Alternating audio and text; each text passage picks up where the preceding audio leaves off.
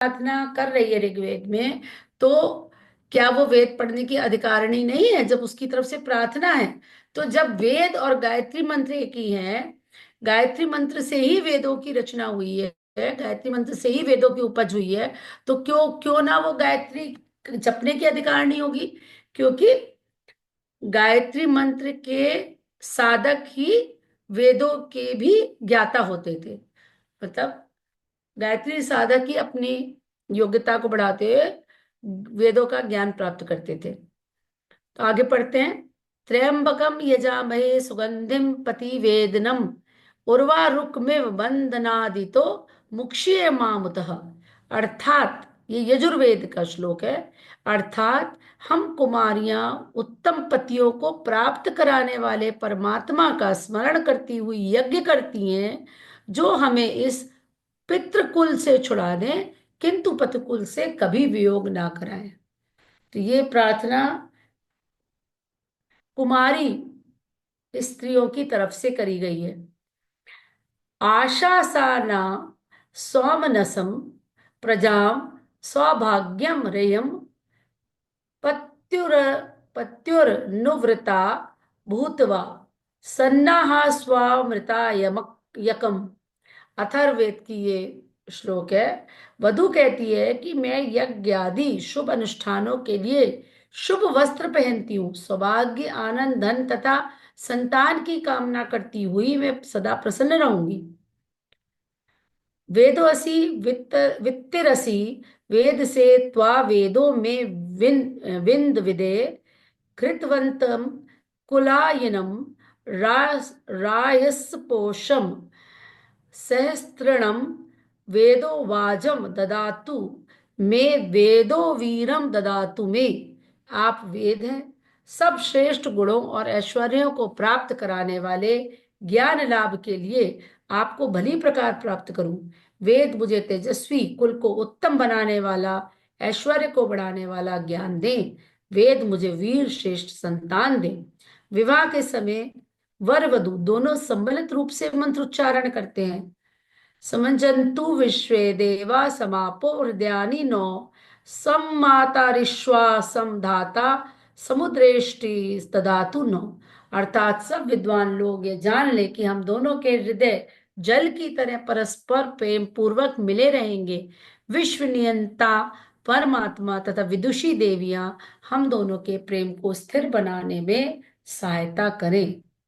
स्त्री के मुख से वेद मंत्रों के उच्चारण के लिए असंख्यों प्रमाण भरे पड़े हैं। शतपथ ब्राह्मण में यजुर्वेद के मंत्र तुमष्ट्रमंतस्वाप सब प्रेम, इस मंत्र को पत्नी द्वारा उच्चारण करने का विधान है। शतपथ में स्त्रियों द्वारा यजुर्वेद के मंत्रों का के उच्चारण का आदेश है। तैत्तिरीय संहिता सुप्रजस्त्वा वयम आदि मंत्रों को स्त्री द्वारा बुलवाने का आदेश है। आश्वालायन गृह सूत्र पाणि ग्रहणादि कुआम में भी इसी प्रकार यजमान की अनुपस्थिति में उसकी पत्नी पुत्र तथा कन्या को यज्ञ करने के आदेश है। मतलब सभी स्त्रियां गायत्री की साधना करती थी, सभी वेदों का, सभी नहीं मतलब मेजोरिटी ऑफ देम, जिसकी योग्यता होती होगी, वेदों का अध्ययन करती थी और यज्ञ करने का सभी को अधिकार था। काठक गुह सूत्र में स्त्रियों के लिए वेदाध्ययन मंत्रोच्चारण एवं वैदिक कर्म कांड करने का प्रतिपादन है। लौगाक्षी गुह सूत्र की 25वीं कंडिका में भी ऐसे प्रमाण मौजूद हैं। पारस्कर गृह सूत्र के अनुसार विवाह के समय कन्या लाजा होम के मंत्रों को स्वयं पढ़ती है। सूर्य दर्शन के समय भी वे यजुर्वेद के मंत्र तत्शुद्रवेद शुद्रेवहते हितम को स्वयं ही उच्चारण करती है। विवाह के समय समंजन करते समय वर वधु दोनों साथ साथ अथैनो समज्यत इस ऋग्वेद के मंत्र को पढ़ते हैं। तांडव ब्राह्मण के में युद्ध में स्त्रियों को वीणा लेकर साम वेद के मंत्रों का गान करने का आदेश है, तथा स्त्रियों की कलश उठाकर वेद मंत्रों का गान करते परिक्रमा करने का विधान है। ऐत्रेय में कुमारी गंधर्व गुहिता का उपाख्यान है, जिसमें कन्या के यज्ञ एवं विदाधिकार का स्पष्टीकरण हुआ है। कात्यायन शौच सूत्र तथा ऐसे आदि में ऐसे आदेश दिए गए कि अमुक वेद मंत्र का उच्चारण स्त्री करे। लाट्यायन श्रौत सूत्र में पत्नी द्वारा सस्वर सामवेद के मंत्रों का गायन का विधान है। शांखायन श्रौत्र सूत्र के कौन सा चैप्टर, कौन सा श्लोक, ये मुझे नहीं पता इस किसके लिए कहा गया है, 1 12 / 13 में, तथा यह उसका जहाँ उसका उपस्थिति होगी ना मंत्र की, उसके हिसाब होगा कि कौन सा चैप्टर, कौन सा सूत्र, कौन सा संख्या से। वेद मंत्रों के आदेश के उच्चारण के आदेश हैं। मंत्र ब्राह्मण में कन्या द्वारा वेद मंत्र के उच्चारण किया गया है। नीचे कुछ मंत्रों में वधु को वेद पारायण होने के लिए कितना अच्छा आदेश दिया है। ब्रह्मा परम युज्यताम ब्रह्म पूर्वम ब्रह्मांततो मध्यतो ब्रह्म सर्वतः अनाव्याधाम देव पुराम प्रबद्य शिवास्योना पतिलोके विराज। हे वधु, तुम्हारे आगे पीछे मध्य तथा अंत में सर्वत्र वेद विषय ज्ञान रहे। वेद ज्ञान को प्राप्त करके तदनुसार तुम अपना जीवन बनाओ। मंगलमयी सुखदायिनी एवं स्वस्थ होकर पति के घर में विराजमान और अपने सद्गुणों से प्रकाशवान हो। कुलायिनी घृतवती पुरंदी स्योने सीद सदने पृथिव्या अभित्वा रुद्र वस्वो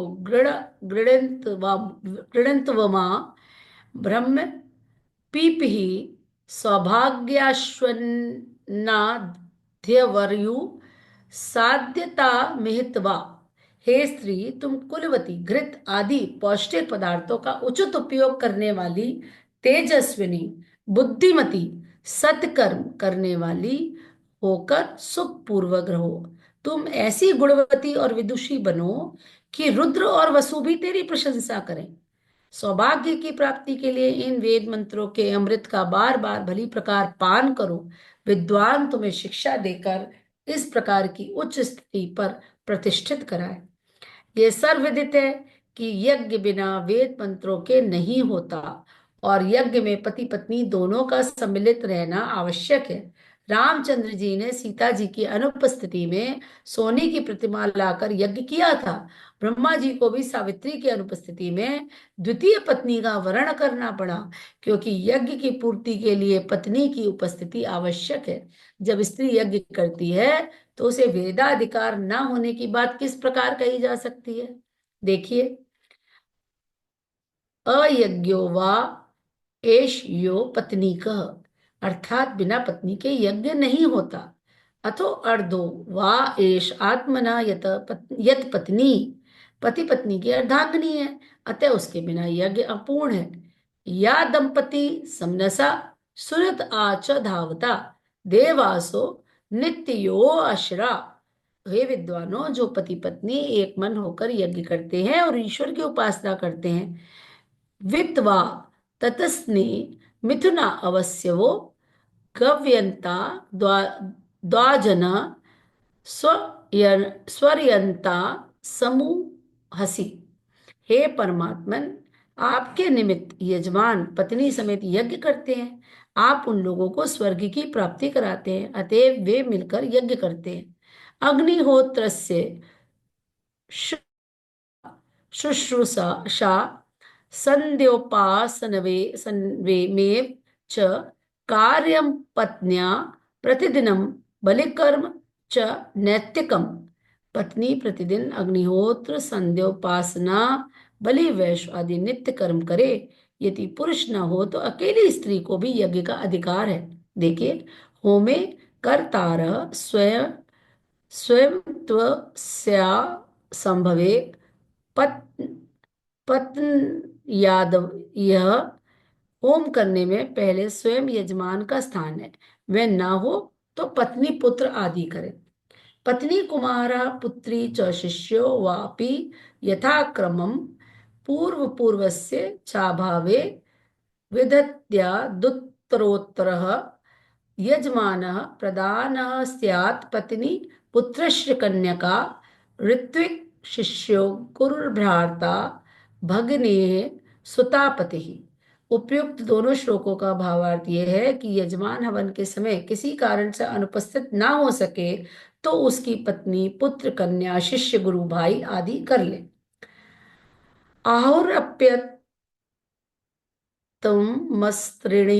स्त्रीणाम अधिकारम तु वैदिके यथुर्वशी यमी च शच्याद्याश तथा परा।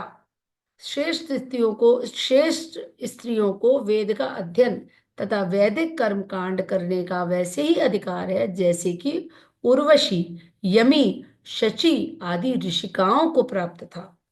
अग्निहोत्र से शुश्रूषा संध्योपासने संध्योपासनमेव च। इस श्लोक में यज्ञ पवीत व संध्योपासना का प्रत्यक्ष विधान है। यह स्त्री भर्त्रार व्युक्त व्युक्तापि स्वाचारे संयुक्ता शुभ सा च मंत्रान प्रगृह्णात प्रगृह्णातु सभत्री तदनुज्ञ तद तदनुज्ञजा तदनु तदनुज्ञ या। उत्तम आचरण वाली विधवा स्त्री वेद मंत्रों को ग्रहण करे और सधवा स्त्री अपने पति की अनुमति से मंत्रों को ग्रहण करे। मतलब विधवा के प्रति भी कोई इसमें अलग भाव नहीं बताया गया है। उत्तम आचरण वाली विधवा स्त्री वेद मंत्रों को ग्रहण करे, उनको भी वेद मंत्रों को उच्चारण करने का, ग्रहण करने का अधिकार था। यदाधिकारा श्रोतुषु योषिताम कर्मसु श्रुतः एवमेवानुमन्यस्व ब्रह्माणि ब्रह्मवादी नाम। जिस प्रकार स्त्रियों को वेद के कर्मों का में अधिकार है वैसे ही ब्रह्म विद्या प्राप्त करने का भी अधिकार है। कात्यायनी च मैत्रेयी गार्गी वाचकन्वयी तथा एवमाद्या विदुर ब्रह्म तस्मात् स्त्री ब्रह्मविद भवेत। जैसे कात्यायनी, मैत्रेयी, वाचकनवी, गार्गी आदि ब्रह्म, वेद और ईश्वर को जानने वाली थी, वैसे ही सब स्त्रियों को ब्रह्म ज्ञान प्राप्त करना चाहिए। वाल्मीकि रामायण में कौशल्या, कैकेयी, सीता, तारा आदि नारियों द्वारा वेद मंत्रों का उच्चारण, अग्निहोत्र, संध्योपासन का वर्णन आता है। संध्या काल मनः श्यामा ध्रुव मेष्यति जानकी नदीम चेमाम शुभ जलाम संध्यार्थे वरवर्णनी। सायंकाल के समय सीता उत्तम जल वाली नदी के तट पर संध्या करने अवश्य आएगी। वैदेही शोक संतप्ता उताशन उताशन मुंह पाग मत, अर्थात तब शोक संतप्त सीता जी ने हवन किया। तदा सुमंत्र मंत्रज्ञा कैकई प्रत्युवाच। वेद मंत्रों को जानने वाली कैकई ने सुमंत्र से कहा, सा सोमवसना हृष्टा नित्यं व्रतपरायणा अग्निम जुहोति स्म स्म तथा मंत्रवत कृत मंगला। वह रेशमी वस्त्र धारण करने वाली, व्रतपरायण, प्रसन्नमुखी, मंगलकारिणी कौशल्या मंत्र पूर्वक अग्निहोत्र कर रही। ये उदाहरण ये दिए जा रहे हैं कि ये जो सब रानियां थी, कौशल्या, कैकई, सीता, सभी वेदज्ञ थी, मतलब वेदों को जानने वाली थी, सभी उन मंत्रों में पारंगत थी और नियमित अग्निहोत्र संध्या उपासना करने वाली थी। मतलब ये कहने का मतलब है ये उनका लाइफस्टाइल था, ये नॉर्मल था, ये सबको ही करते थे ऐसा। तथा स्वत्ययन कृत्वा मंत्रविद विजयश्री अंतःपुरम सहस्त्रिभिः प्रविष्टा शोक मोहिता। तब मंत्रों को जानने वाली तारा ने अपने पति बाली की पत्नी तारा की विजय के लिए स्वस्ति वाचन के मंत्रों का पाठ करके अंतःपुर में प्रवेश किया। गायत्री मंत्र के अधिकार के संबंध में ऋषियों ने और भी स्पष्ट शब्दों में लिखा है। नीचे के दो स्मृति प्रमाण देखिए जिसमें स्त्रियों को गायत्री उपासना का विधान किया गया है। पुरा कल्पे तु नारीणाम मौज्जी बंधन मिश्यते अध्यापनम च वेदानाम सावित्री वाचनम, तथा प्राचीन समय में स्त्रियों को मौजी बंधन वेदों का पढ़ाना तथा गायत्री का उपदेश इष्ट था। मनसा भर्तुरितिचारे त्रिरात्रम यावकम क्षीरोदनम वा भुज्जानाध शयीत ऊर्ध्वम त्रिरात्रादप्सु निमग्नायाः सावित्रेष्टशतेन शिरोभिर्जुहुयात् पूता भवतीति विज्ञायते। यदि स्त्री के मन में पति के प्रति दुर्भाव आवे तो उस पाप का प्रायश्चित करने के साथ 108 मंत्र गायत्री जपने से वह पवित्र होती है। मतलब पति के मन में दुरा के प्रति अगर दुर्भाव भी आ जाए तो उसका प्रायश्चित करने के लिए 108 बार गायत्री मंत्र जपते हैं। इसीलिए ये जो प्रायश्चित बताया गया, इसी आधार पर शायद इसीलिए कहा गया होगा कि अगर प्रारब्ध को डाइल्यूट करना है तो गायत्री मंत्र, मतलब जो हमने कर्म कर लिए अगर वो अभी फलित होने की उसमें नहीं आए हैं, उससे पहले ही अगर हम उसको, जब वो बीज रूप में है, उसको बुलाना चाहते हैं तो गायत्री के जप से ऐसा संभव है। और ये बात बहुत क्लियरली जो मैंने आपको एक भेजा था बहुत पहले, मंत्र का ज्ञान विज्ञान चिन्मय भैया का लेक्चर, उसमें उन्होंने इसी में अनुष्ठान की जो महत्व बताया, वो यही अनुष्ठान का महत्व है कि जो हमारे कुछ कर्म होते हैं पूर्व जन्मों के, जो अभी पके नहीं है, अगर पक गए तो भी वो डाइल्यूट करेगा, लेकिन अगर वो पके नहीं है, बीज रूप में है, तो उसको समूल नष्ट करने के उद्देश्य से हमें अनुष्ठान करना चाहिए। अनुष्ठान का जो लाभ एक बहुत बड़ा ये है कि जो कर्म फल अभी बीज रूप में है उसको हम समूल रूप से वहीं के वहीं उसको खत्म कर सकते हैं।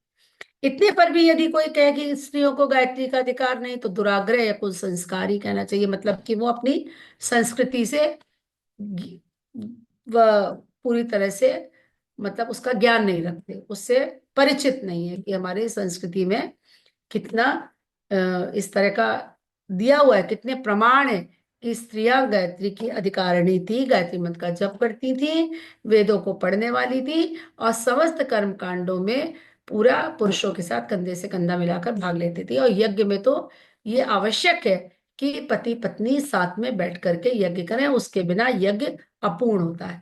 नहीं तो भगवान राम को क्यों सीता की मूर्ति बनवानी पड़ती। नारी पर प्रतिबंध और लांछन क्यों।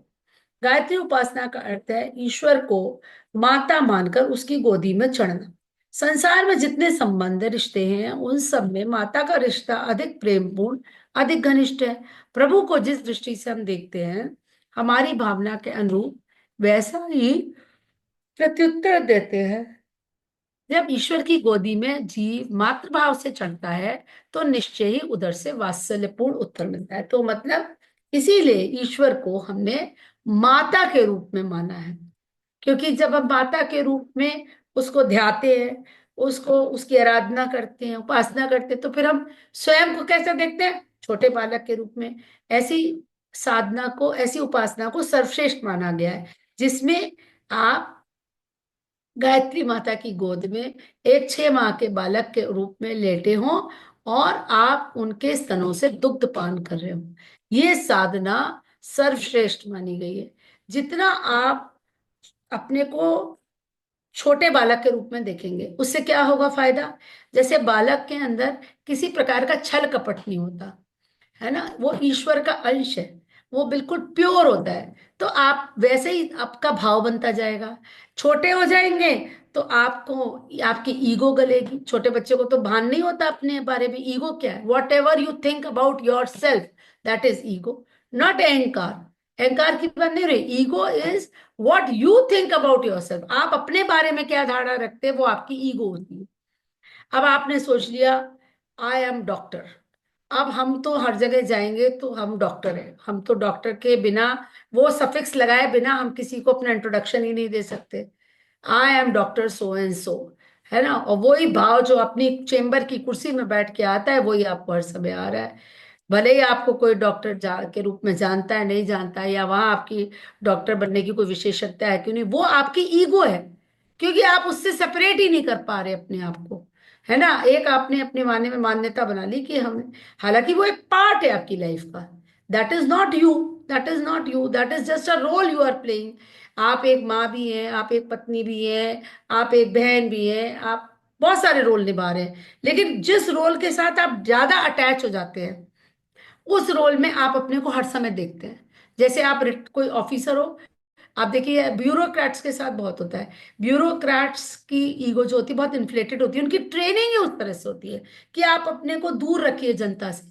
वो कैसे बात करते हैं ब्यूरोक्रेट्स, कभी भी आपसे बहुत कम होगा, कि बहुत ही कम होंगे जो बहुत डाउन टू अर्थ होकर के आपसे बात करेंगे। वो एक अपने को यहाँ रख के बात करते हैं, क्योंकि उनकी ट्रेनिंग में वो एक, आपने देखा ना, जब आप बहुत बड़े ऑफिसेज में जानते हैं तो बहुत बड़ी सी मेज लगी होती है। Why? That is to create distance. तो जो अगला एंटर कर रहा है वो एक ऑ में आ जाएगा, वो एक डर में आ जाएगा, वो एक, मतलब एक थोड़ा सा उसके अंदर हिचक पैदा, एक डिस्टेंस क्रिएट होगा कि ये कोई और है, हम कोई और है। समझ रहे हैं आप? इस तरह से तो आप क्या होता है कि आप एक रोल में, अब जैसे बहुत बड़े कोई ऑफिसर हैं, जब रिटायर हो जाते हैं, जब कुर्सी चली गई तब उनको कोई नहीं सुन रहा है, पर उनकी आदत वही बनी हुई है। वो घर में वो सारे वही क्रियाकलाप या वही रौब जमाना, है ना। अब वो नौकरों की सेना नहीं, घर वालों पे करते हैं। तो ये जो कहने का मतलब है कि जब आप अपने आप को बच्चे के रूप में देखेंगे तो आप जैसा अपने बारे में सोचते हैं वैसे आप बनते जाते हैं। तो जब बाल रूप में अपने आप को दिन रात देखेंगे तो आप निश्चल होते चले जाएंगे। आपका छल कपट घुलता हुआ चला जाएगा, आपकी चालाकी कहीं बह जाएगी बिल्कुल। आप क्या है, ईश्वर से उसी भाव में जुड़ेंगे। That will help you in your spiritual growth. आपकी आध्यात्मिक यात्रा में ये साधना बहुत मदद करती है। इसके लिए बार बार गुरुदेव ने लिखा है कि ईश्वर की गोदी में बैठिए, अपने आप को छोटे बच्चे के रूप में जानिए, अपने आप को निष्कपट बनाइए। उससे क्या होगा कि, क्या है अध्यात्म की यात्रा में, यही क्या है, अहंकार गलाना है। हम है ही नहीं, हम कुछ है ही नहीं, खाली करना है ना हमारे अंदर जो, खाली गंदगी नहीं, सब कुछ खाली करना है। हम है ही नहीं कुछ, है ना। एक पहला तो यह है कि हम अपने दोष दुर्गुणों को दूर करें, अपने आप को साफ करें। साफ करने के बाद जो नेक्स्ट स्टेप है वो अपने आप को पूरा खाली करना। जो हो रहा है अच्छा बुरा सब ईश्वर की मर्जी। अगर बदनामी भी हो रही है तो भी वो गुरु गुरु कृपा है। अगर हमारी कोई बुराई कर रहा है तो बहुत ही बढ़िया, बहुत ही बढ़िया, ये मान लो बहुत ही अच्छा हो रहा है, हमारे कर्म कट रहा है, कुरु काट रहा है ना। किसी ने हमें अपमानित कर दिया, बहुत ही बढ़िया बात हो गई, खुश हो जाओ। ये वाले जब भाव में आ गए तब आप सोचिए कि अब आपको बुरा ही नहीं लग रहा किसी चीज का, क्योंकि हर चीज में आप भलाई देख रहे हैं, हर चीज में आप क्या देख रहे हैं कि आपकी उन्नति हो रही है। बस, तो वो भाव है ना, तो उसके लिए ये साधना बहुत अच्छी है। स्नेह वात्सल्य करुणा दया ममता उदारता कोमलता आदि तत्व नारी में नर की अपेक्षा स्वभावता अधिक होते हैं। ब्रह्म की अर्ध वामांग ब्राह्मी तत्व अधिक कोमल, अधिक आकर्षक एवं शीघ्र द्रवीभूत होने वाला है। इसलिए अनादिकाल से ऋषि लोग ईश्वर की मातृ भावना के साथ उपासना करते रहे हैं, और उन्होंने प्रत्येक भारतीय धर्मावलंबी को इसी सुख साध्य सरल एवं शीघ्र सफल होने वाली साधना प्रणाली को अपनाने का आदेश दिया है। गायत्री उपासना प्रत्येक भारतीय का धार्मिक नित्य कर्म है। संध्या वंदन किसी भी पद्धति से किया जाए उसमें गायत्री का होना आवश्यक है। विशेष लौकिक या पारलौकिक प्रयोजन के लिए विशेष रूप से गायत्री की उपासना की जाती है, पर उतना ना हो सके तो नित्य कर्म की साधना तो दैनिक कर्तव्य है, उसे ना करने से धार्मिक कर्तव्यों की उपेक्षा करने का दोष लगता है ना। बहुत क्लियरली गुरुदेव ने लिखा है कि गायत्री साधना आपको कायदे से तो संध्या वंदन जो हम षटकर्म करते हैं ना, वही संध्या वंदन है, उसके साथ आपको करनी है। वो ना भी कर पाए तो कम से कम नित्य उपासना तो करनी ही करनी है, नहीं तो ये हम धार्मिक कर्तव्यों की उपेक्षा कर रहे हैं। कन्या और पुत्र दोनों ही माता की प्राण प्रिय संतान है। ईश्वर के नर और नारी दोनों दुलारे हैं। कोई भी निष्पक्ष और न्यायशील माता पिता अपने बालकों में इसलिए भेदभाव नहीं करता कि वह कन्या है या पुत्र है। ईश्वर ने धार्मिक कर्तव्यों एवं आत्म कल्याण के साधनों की नर और नारी दोनों को ही सुविधा दी है। यह समता न्याय और निष्पक्षता की दृष्टि से उचित है। तर्क और प्रमाण से सिद्ध है। वह सीधे सीधे तथ्य में कोई विघ्न ये सीधे सीधे तथ्य में कोई विघ्न डालना असंगत ही होगा। आइए आज यहीं पे समाप्त करते हैं। आगे का पैराग्राफ थोड़ा बड़ा है। तो एक बात तो क्लियर है कि गायत्री उपासना नित्य करनी है। उसमें भाव बनाना है छोटे बच्चे का। फिर आप माँ की गोद बैठिए, माँ के आंचल से अपने को सिर ढकिए, माँ के स्तनों से दुग्ध पान करिए, माँ के हार से खेलिए, माँ के गले की हार से खेलिए, माँ की बिंदी को छुए। देखिए छोटा बच्चा क्या करता है ना, सबसे पहले गोदी में आता है, माँ की बिंदी नोचता है, करते हैं ना। तो इसमें कई स्त्रियां बड़ी वो हो जाती है, विचलित हो जाती हैं एकदम, अरे है ना, परेशान हो जाती है। नहीं होना चाहिए, ये तो बच्चा है। वैसे ही भाव आपको है ना। छोटे बच्चों को ऑब्जर्व करें, है ना, and try to relate with them. छोटे छोटे बच्चे ना, अब आजकल के ऐसे होते हैं कलयुगी बच्चे। अभी लास्ट पेशेंट में देख रही थी, छोटा सा बेबी था, मैंने कुछ ही दिन पहले डिलीवरी कराई है उसकी, 2 महीने का होगा मुश्किल से। तो मिलाने ले आए माता पिता हम उसको। मैं कह रही भैया ठंड में क्यों ले आए। और मैंने उसके लिए चेम्बर में हीटर जला दिया। हीटर जला, थोड़ी देर तो ठीक रहा, फिर वो रोने लगा बहुत जोर जोर से। तो उसके बाद में इसको गर्मी लग रही है, इसको भाई। हाँ सोचिए ऐसे बच्चे हो रहे हैं आजकल कि वो एसी में रहने वाले बच्चे है ना। तो ऐसे मतलब बच्चों को देख के आनंद आता है बड़ा, बच्चों से एक एनर्जी मिलती है। छोटे छोटे बच्चों को देखिए, अच्छा लगता है ना, एनर्जी मिलती है उनसे। क्यों? क्योंकि एक्चुअली उनकी जो इंटरनल एनर्जी है वो प्योर है, वो हमें मिल रही है। क्यों आनंद आता है बच्चों के साथ। सभी कोई भी आप देखिए, कोई भी अगर होगा तो वो कहेगा कि हाँ बच्चों के साथ अच्छा लगता है, बच्चों से। कोई भी कितना भी शोक में हो, कोई संताप कर रहा हो, कोई परेशान हो, छोटा बच्चा एक घर में आ जाए तो आप देखिए सब उसके आसपास हंसने लगेंगे, उससे बातें करने लगेंगे। क्या होता है वो एनर्जी है। तो वही एनर्जी हम लोग को अपनी ट्रांसफर करनी है। जबरदस्ती में हम बड़े होते जाते हैं, छल कपट सीखते जाते हैं, हमारे ऊपर गंदगी चढ़ती जाती है, धीरे धीरे चालाकियां सीखते जाते हैं। तो और वो लेयर बनती चली जाती है। और फिर क्या है, कितनी विडंबना है ना। भगवान क्या पहले छोटा सा प्योर रूप में भेजता है, फिर उसके बाद बड़ा करता है। सांसारिक गतिविधियों में हमारे ऊपर लेयरिंग होती है, फिर हम अध्यात्म में सीखते हैं कि इसकी सफाई करनी है। फिर बैक टू जहां से शुरू किया है, हमें वहीं पे जाना है फिर से। मजेदार है ना। इसी को कहते हैं भगवान की लीला। वो भगवान लीला कर रहा है, उसमें मजे ले रहा है हमारे कठपुतली की कीचड़ तरह। में गिरने के बाद फिर स्नान के लिए जाते हैं दीदी।